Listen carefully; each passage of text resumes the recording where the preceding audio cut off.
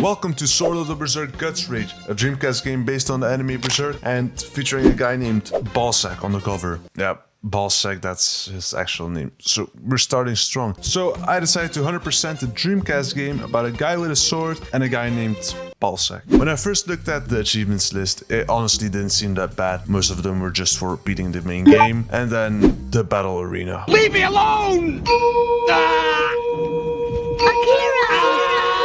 But we'll get to that later. I started by playing the game normally, and luckily there's no minimum difficulty requirement to complete it, or so I thought. Turns out, if you want to unlock the full gallery, you need to beat the game on hard mode too. My first playthrough went pretty smoothly, no real issues with bosses, and I beat the game in about 2 hours. And by just beating the game, we already have like 16 out of the 33 available achievements. After that, I knocked out all the QTE related achievements, so aside from hard mode, I basically never had to touch the main story again.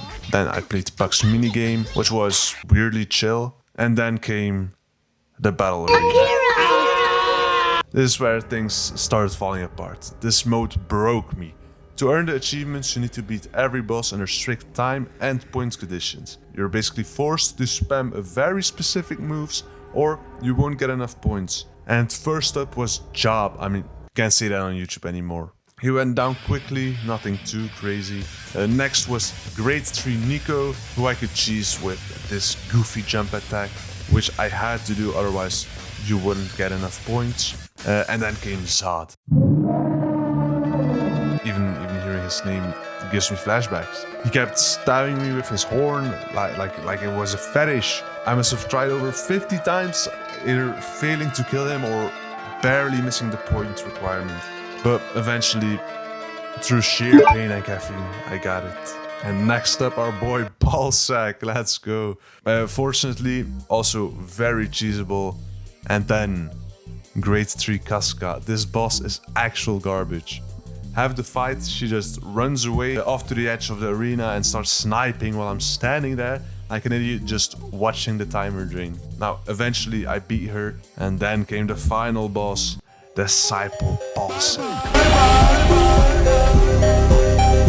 But plot twist, even though he's the final boss, he's actually the easiest one. You get tons of points just for beating him up. Did it first try, no sweat. Now I just had time attacks left, 3 of them to be exact. And they couldn't possibly be worse than Zod, right? Wrong, they were 100 times worse.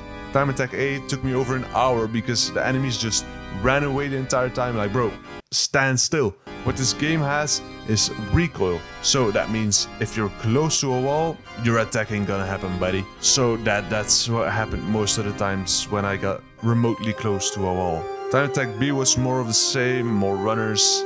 And then came Time attack C. This one almost made me uninstall the game. To start with, enemy RNG is brutal. If you get lots of archers, you're basically screwed. They keep running, sniping, and dodging like they're playing Fortnite. Ninja pacifiers. I want your baby sucking on me. Okay, that. It's this cramped little city area where your sword also constantly hits the wall, signs, even the air. And I must have tried this one 100 times. I got so close multiple times only to come up short on just like 1,000 or 100 points. And then 0.5 seconds remaining, 100 points left to go. And I did it. Hey! On his head! Ain't that what they do? Now, was this all worth the stress? No. Did I do it anyway? Yes. Why? Because now I got this badge on my profile.